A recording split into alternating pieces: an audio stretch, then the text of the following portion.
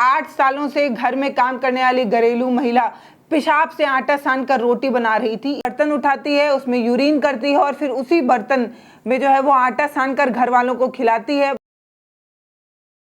नमस्ते, मैं पल्लवी हूं और आप भारत एक नई सोच देख रहे हैं। इस वीडियो में प्रूफ के साथ बताएंगे कि आपके दिमाग में जहर घोलने वाला और कोई नहीं, हमारे देश के वो तमाम बड़े पत्रकार और वो तमाम बड़ी मीडिया घराने के लोग हैं जिन्होंने एक समुदाय विशेष के खिलाफ हमारे दिमाग में ऐसे जहर घोल दिया है कि राह चलते भी हम उस समुदाय को देख भर लेते हैं तो हमारा मूड खराब हो जाता है। हमें ऐसा लगने लगता है कि ये ज़रूर हमारे खाने में थूक कर हमें परोसते होंगे या बाथरूम कर कर जो है वो खाना देते होंगे या किसी तरीके की और हरकतें ज़रूर ही करते होंगे। सीधे साधे लोगों को भी हम ना जाने क्यों इस तरीके से देखने लगे हैं। आपके जहन में ये सारी चीज़ें आती होंगी ना कि पहले तो ऐसा नहीं हुआ करता था, लेकिन आज हमारे जहन में ये सारे सवाल क्यों आने लगे हैं। आज हमें ऐसा क्यों लगने लगा है कि एक समुदाय विशेष जानबूझकर ऐसी ऊल जलूल हरकतें करता है और जानबूझकर उसका एक एजेंडा होता है कि वो इस तरीके की गंदी हरकतें करेगा, थूकेगा, पेशाब करेगा, ये करेगा, वो करेगा। आपके दिमाग में भी ये सारी चीज़ें आती होंगी ना कि मतलब इस तरीके की हमारी मानसिकता क्यों हो गई है। मैं आपको बताऊंगी कि कैसे जानबूझकर मुस्लिम बनाने का इस पूरी घटना को कोशिश की गई, लेकिन ये घटना थी तो बहुत अलग, लेकिन हो कुछ और गई दरअसल। लेकिन उससे पहले मैं आपको बताना चाहती हूँ कि जैसे थूक जिहाद, पेशाब जिहाद, न जाने क्या क्या जिहाद बता बता कर खबरें दिखाई सुनाई जाती हैं। ये कहा जाता है कि हमारे जो दिमाग है वो जो है ना वो सब कॉन्शियस माइंड में ये सारी चीज़ें कैद हो जाती हैं। जब हम ऐसी चीज़ों को लगातार देखते हैं, सुनते हैं, तो हमारे दिमाग में ऐसे विजुअल्स, ऐसी जो चीज़ें हम सुनते हैं वो हमारा दिमाग कैप्चर करके रख लेता है और धीरे धीरे ये सब कॉन्शियस माइंड में सेव होता है और ऐसे ही वो चीज़ें हमारे दिमाग में रिमाइंड करते करते करते हम एक समुदाय से जो है वो चिढ़ने लगते हैं, हमें उनसे जलन होने लगती है। दरअसल एक खबर आती है गाजियाबाद से। गाजियाबाद में घर में काम करने वाली, घरेलू काम में हेल्प करने वाली एक महिला कैसे खाना बनाते वक्त यूरिन मिलाकर आटा सानती है और उसी की रोटियां बनाकर अपने जो मालिक हैं उस घर वालों को खिलाती है। लगातार 8 सालों से जो है वो महिला उस घर में काम कर रही होती है और घर में कुछ कुछ चीज़ें चोरी होने लगती हैं। कभी आलू कम हो जाता है, कभी प्याज कम हो जाता है, कभी टमाटर कम हो जाता है। अन्य अन्य चीज़ें जब चोरी होने लगती हैं तो घर वालों को शंका होती है और एक दिन वो क्या करते हैं, मोबाइल का कैमरा ऑन करके उसे छिपा देते हैं और रिकॉर्डिंग ऑन कर देते हैं। जब वो जो घरेलू महिला है जो काम किया करती थी, नौकरानी जो थी उस घर की, वो जब काम कर कर लौट कर जाती है तो घर वाले उस कैमरे को देखते हैं और उसमें कुछ ऐसा रिकॉर्ड होता है जो सुनकर आप भी घबरा जाएंगे। वो जो महिला होती है, जो वर्कर होती है, वो पहले एक बर्तन उठाती है, उसमें यूरिन करती है और फिर उसी बर्तन में जो है वो आटा सान कर घर वालों को खिलाती है। जो पीड़ित पक्ष है उनका ये कहना है कि लगातार इस तरीके के दूषित खाने को खा खा कर किडनी की बीमारी से हम झेल रहे हैं, अलग अलग तरीके की और बीमारियां हो गई हैं। ये वीडियो और साक्ष्य लेकर जो है वो ये परिवार थाने पहुंच जाता है। ये जो पूरी घटना है वो 14 अक्टूबर की है।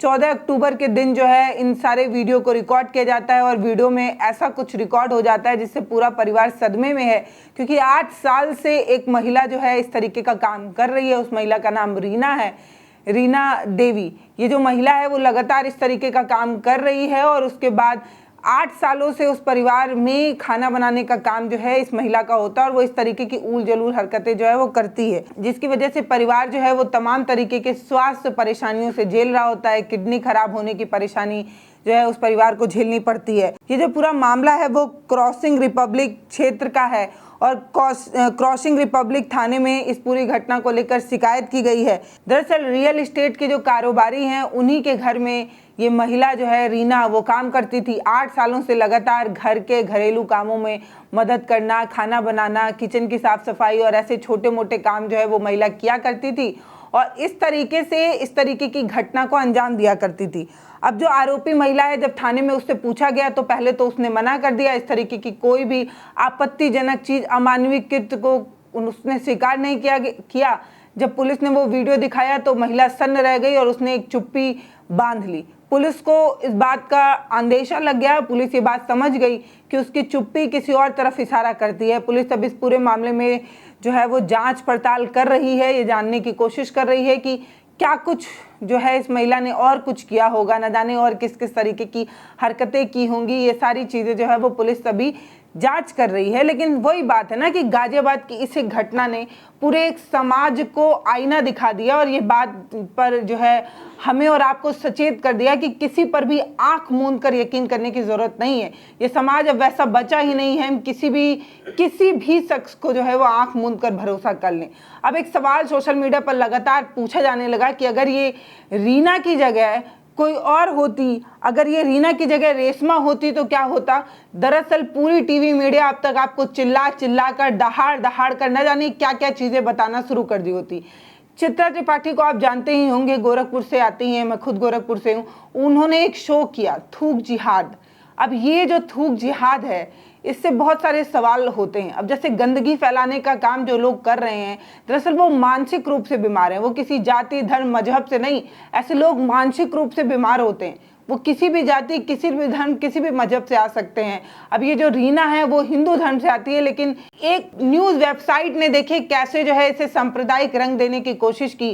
पहले पूरा टाइटल लिखा, उसमें जो काम करने वाली महिला है उसका नाम गायब कर दिया और फोटो जो है वो एआई से जनरेट करके बुर्खा पहने एक महिला लगा दी और टाइटल ऐसे लगाया कि 8 सालों से घर में काम करने वाली घरेलू महिला पेशाब से आटा सान कर रोटी बना रही थी। इतना टाइटल दिया और जो है वो फोटो एडिटेड करके एक बुर्खा पहने मुसलमान की फोटो लगा दी। अब इस तरीके की एडिटेड फोटो से लोगों ने सवाल करना शुरू कर दिया कि आपने नाम क्यों नहीं लिखा और बुर्खा लगाने का क्या सेंस बनता है। हम में से अधिकतर लोग कामकाजी लोग हैं, उनके पास इतना समय नहीं होता, वो आर्टिकल या खबरों का सिर्फ हेडलाइन पढ़ते हैं, फोटो देखते हैं और उसके बाद जो है अपनी एक राय बना लेते हैं, अपनी एक समझ बना लेते हैं। अंदर से डिटेल्ड वे में वीडियो देखने का, पढ़ने का समय नहीं है आजकल के लोगों के पास। इस तरीके से एडिटेड वीडियो, इस तरीके की एडिटेड फोटो लगाने का मतलब यही है कि आप किसी संप्रदाय विशेष के खिलाफ कितना जहर जो है वो समाज में घोलना चाहते हैं। ऐसा नहीं है कि एक समुदाय विशेष की तरफ से गलतियां नहीं होती रही होंगी और मैं किसी पक्ष को लेकर पक्षधर बन रही हूं। मैं सिर्फ ये बताने की कोशिश कर रही हूं कि किसी भी साक्ष्य को छुपाकर अपनी सोच को हावी करना बिल्कुल भी गलत है। हालांकि अगर कोई मिलावटी खाना मिल रहा है, किसी खाने में कोई चीज मिलावट की जा रही है, अगर इस तरीके का कोई मानसिक गुलाम होकर इस तरीके की गंदी हरकतें कर रहा है जैसा कि रीना ने किया, इन सभी के खिलाफ कठोर कार्रवाई होनी चाहिए, बिल्कुल होनी चाहिए, चाहे वो किसी समुदाय विशेष का हो, किसी जाति वर्ग और धर्म से आता हो। लेकिन बात यही है कि हम इसमें किसी भी जाति धर्म और मजहब का एंगल लेकर इस तरीके से एडिटेड फोटो क्यों लगाएं। जो सच्चाई है उसके साथ हम स्वीकार करके सच्चाई क्यों ना दिखाएं। ये बड़ा सवाल नहीं होना चाहिए कि मतलब इस तरीके की चीज़ों को लेकर हम 24 घंटे खबरें करते हैं और जब किसी हिंदू धर्म या किसी हिंदू महिला का नाम आता है तो नाम छुपाकर हम एडिटेड फोटो लगाने लगते हैं। ये तो गलत है ना। ये किसी तरीके की सच्ची पत्रकारिता नहीं है। वो पत्रकारिता जो हमें बताती है कि हम किसी जाति धर्म मजहब लिंग और किसी भी आधार पर एक पक्षी नहीं होंगे। हम हमेशा बीच में खड़े रहेंगे और दोनों समुदाय विशेष के हिसाब से जो है वो खबरें दिखाएंगे। हम किसी पक्ष के पीछे जो है वो उनके पीछे हमारा दबाव नहीं होगा, हम उनसे इन्फ्लुएंस नहीं होंगे। हमारी पत्रकारिता एकदम धारदार होगी, एकदम सच्ची होगी। ये होता है ना पत्रकारिता का मिसाल। ये बिल्कुल नहीं होता है कि आपके दिमाग में जो एजेंडा चल रहा है, आपकी अपनी जो मानसिकता है, वो आपको एक प्लेटफॉर्म मिला है सोशल मीडिया, आप उस पर आकर जो है अपनी मानसिकता और आप जिस मानसिक कृतज्ञता या जिस मानसिक बीमारी से बीमार हैं उस चीज़ को आकर आप जो है वो सोशल मीडिया पर लिखने लगे, बोलने लगे। इसलिए नहीं होता है सोशल प्लेटफॉर्म। और ख़ास तौर पर टीवी, अखबार, जो सोशल प्लेटफॉर्म मेरा है, ऐसा प्लेटफॉर्म इस चीज़ के लिए बिल्कुल भी नहीं होता है ना। आपको क्या लगता है वो आप हमें ज़रूर बताइएगा और ये भी बताइएगा कि जिस तरीके से ये सारी खबरें हुई, एक नाम काट कर एडिटेड क्रॉप कर फोटो लगाना, एआई से जनरेट करके फोटो लगाना, ये किस मानसिकता को दर्शाता है। कल ही योगी जी ने एक नया नियम बनाया है जिसमें ये बताने की कोशिश की गई है कि खाने में अगर किसी तरीके की कोई मिलावट है, खाने में अगर किसी तरीके की कोई चीज़ें की जा रही हैं तो उनके खिलाफ सख्त एक्शन लिया जाएगा।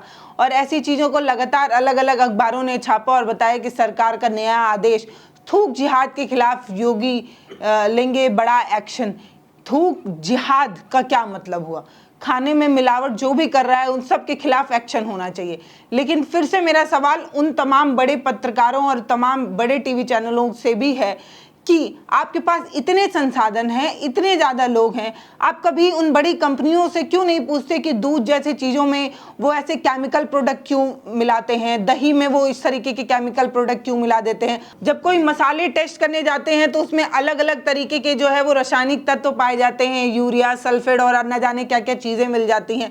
इन सब कंपनियों पर आपके पास एक बड़ा प्लेटफॉर्म है, बड़ी टीम है। आप पूछिए ना कि कभी दूध, दही, अलग अलग चीज़ों में जो इस तरीके की मिलावट होती है उस पर योगी जी कब एक्शन लेंगे, उस पर किस तरीके का काम किया जाएगा, इस पर भी तो सवाल पूछा जाना चाहिए ना। बाकी ये जो पूरी घटना हुई है उस पर आपकी अपनी क्या राय है वो हमें कमेंट सेक्शन में लिखकर ज़रूर बताइएगा। फिर से साफ कर रही हूँ, खाने में किसी भी तरीके की कोई मिलावट कोई भी करे उन सब के खिलाफ सख्त एक्शन होना चाहिए। क्योंकि अगर हम पैसा दे रहे हैं, किसी प्रोडक्ट को खरीद रहे हैं, तो हम इसीलिए खरीदते हैं ताकि हमारा पेट भर सके, हमारा स्वास्थ्य बेहतर हो सके। वो खिलवाड़ करने वाला, एक छोटा सा काम करने वाला वर्कर हो, नौकर हो या बड़ी बड़ी कंपनी का मालिक हो, सब पर समान एक्शन होना चाहिए। ये नहीं कि बड़ी कंपनी का कोई मालिक किसी नेता के साथ अच्छे साठगांठ रखता है तो उसको आप छोड़ दीजिए और किसी छोटे वर्कर को, छोटा कर्मचारी या छोटा नौकर जो हो उस पर आप सख्त एक्शन लीजिए। कानून जो है वो सबके लिए बराबर होना चाहिए और बेहतर और मजबूत कानून बनना चाहिए। खाने में किसी भी चीज़ की मिलावट हो उन सब पर एक्शन होना चाहिए। और जो बड़ी बड़ी कंपनियां हैं उनके लिए भी कहना है कि ये जो हमारी खाद्य सुरक्षा एजेंसियां बनती हैं, ये जो तमाम अलग अलग विभाग बनाए गए हैं जो प्रोडक्ट की जांच करते हैं, उनसे भी कहना है कि प्लीज़ आप ऐसे प्रोडक्ट पर ज़्यादा से ज़्यादा ध्यान दीजिए जिसका कंजम्पशन ज़्यादा होता है। जैसे दूध, दही, ये सब चीज़ें आदमी डेली यूज़ के लिए इस्तेमाल करता है और इसमें जिस तरीके से हानिकारक तत्व मिलाए जा रहे हैं उससे हार्ट प्रॉब्लम, किडनी प्रॉब्लम और ना जाने कितनी कितनी बड़ी प्रॉब्लम हो रही है। पैसा देने के बाद भी कस्टमर ठीक तरीके का खाना नहीं खा पा रहा है, इसके लिए जिम्मेदार कौन है, एक जवाबदेही तय होनी चाहिए। बाकी रिया, रीना, सबीना, कोई भी हो, उन सब पर एक्शन होना चाहिए, ये यहाँ से साफ करती हूँ। लेकिन एक किसी समुदाय विशेष को टारगेट कर एडिटेड फोटो लगाकर, जानबूझकर एआई से जनरेट कर टाइटल कुछ और, फोटो कुछ और, अंदर की खबर कुछ और, ऐसी भ्रामक खबरें फैलाना आपको नहीं चाहिए।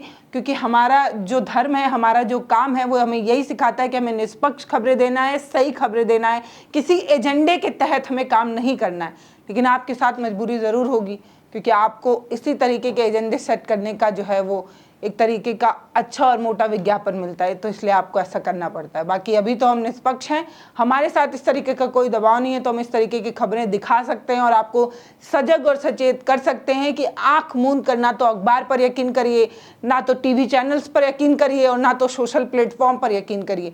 एक सजग और सतर्क दर्शक बनिए।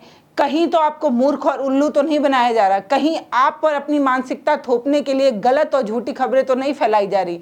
बाकी ये दोनों फोटो आप देखिए, इसमें काम करने वाली महिला को कैसे एआई से जनरेट कर जो है वो हिजाब पहनाकर क्या जताने और समझाने की कोशिश की गई है। बाकी नमस्ते, मैं पल्लवी हूँ, आप भारत एक नई सोच देख रहे हैं। अगर आप मेरा वीडियो फेसबुक पर देख रहे हैं तो हमें फॉलो करिए, यूट्यूब पर देख रहे हैं तो सब्सक्राइब करिए, वीडियो को शेयर ज़रूर करिए। इसके अलावा एक बात और कि जिस समय में हम जी रहे हैं उस समय में हमें बतौर दर्शक अब और ज़्यादा सजग सचेत हो जाना चाहिए। क्योंकि अब जो है अखबार भी सही नहीं बोलते हैं, अब टीवी भी सही नहीं बोलती है, सोशल मीडिया तो सही बोलता ही नहीं है। तो ऐसे में एक दर्शक होने के नाते आपकी जिम्मेदारी और बढ़ जाती है। बहुत बहुत धन्यवाद।